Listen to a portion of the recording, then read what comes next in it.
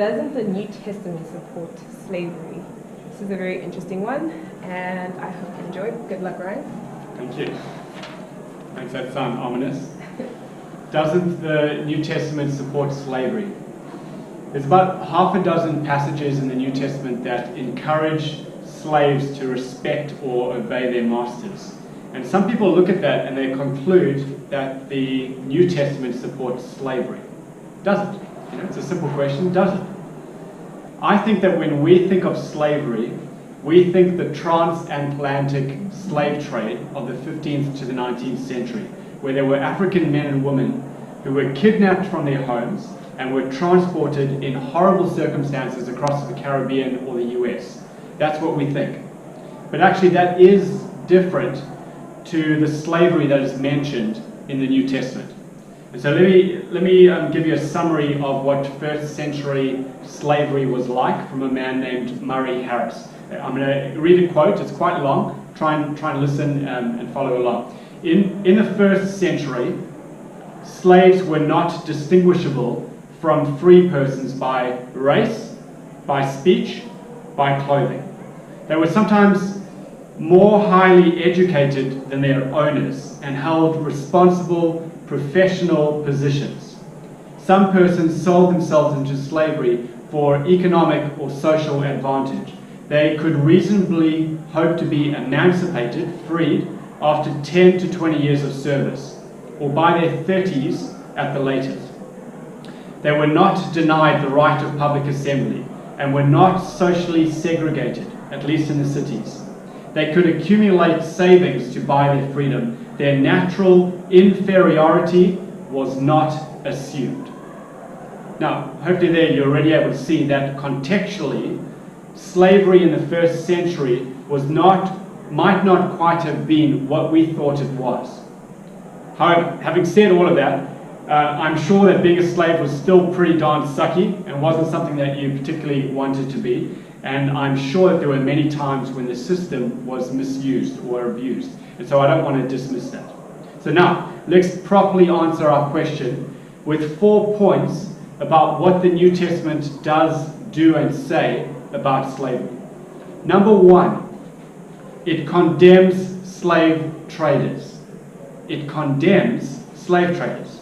So people who kidnap others and who sell them as slaves, people who deal in human lives, are judged by the New Testament as ungodly. The New Testament doesn't support first century slavery, never mind something like the transatlantic slave trade. And in fact, just on this, it was Christians who, because they were Jesus followers, who put an end to the slave trade in Britain. Making money off of human lives is judged by God to be ungodly.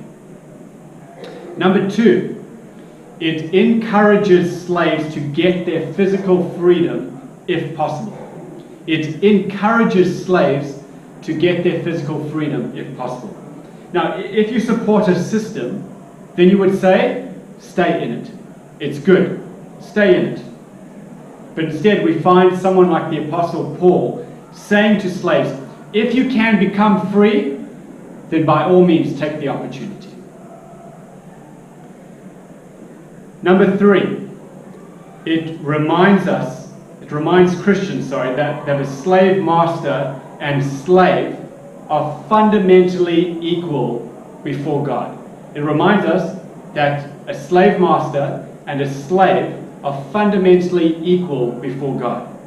So I'm not sure if you know this, but there is an entire letter of the New Testament that was written to a slave owner who became a Christian.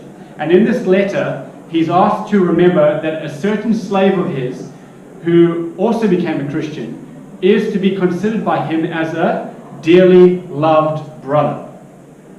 As a dearly loved brother. You see, we use earthly forms and structures to basically communicate, I'm better than you, because I'm here and you're there. But in Jesus, any hierarchies that we create and use as power plays are actually instead leveled. They're leveled. And so in relation to our question, slaves were counted as dear brothers and sisters if there was a common faith in Jesus. Sure, you might be a slave master and you might be a slave, but in Jesus you are both siblings in Christ. You're both siblings in Christ. That is God's view of you. Wouldn't that change things? I mean, you just think about it. And that doesn't sound like the support of slavery to me. That sounds like a social revolution. Lastly, and this is really where most of the passages people are thinking of, this is where they fit in. So number 4, it secured a radical way to live even in horrible circumstances. It secured a radical way to live even in horrible circumstances. So the real drive of the New Testament is that if you are trusting in Jesus, that it should radically shape your life no matter what the circumstances. So that there are passages, for instance, that speak to slave masters, and they say, treat any slave you have with respect. And remember that you too have a master in heaven. In other words, these slave masters, because of their faith in Jesus, it would shape the way that they treat the people that are under their care. They were to, in some ways, model Jesus to their slaves. But then, to slaves, and this is what we know, it says things like, obey your earthly masters. Show them respect. And you've got to ask why. Well, imagine a situation. Imagine that there is an earthly master who beats his slave for some petty reason. But the very next day, the slave still shows respect to his master and not fear. And the master begins to wonder, why is this slave different? Slave, why are you different to the others? Sir, I follow a crucified master named Jesus, and he has asked me to respect you while I wait for him to return and set everything right.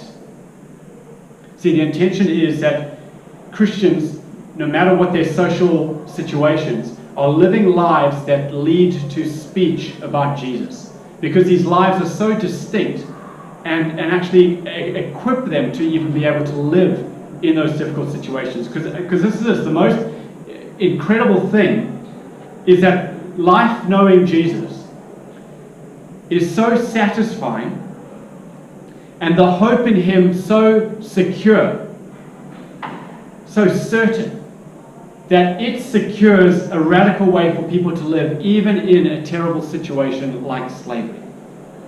Now you'll notice often we are only able to live life well when things are going well. But what Jesus offers is so much more and so much deeper.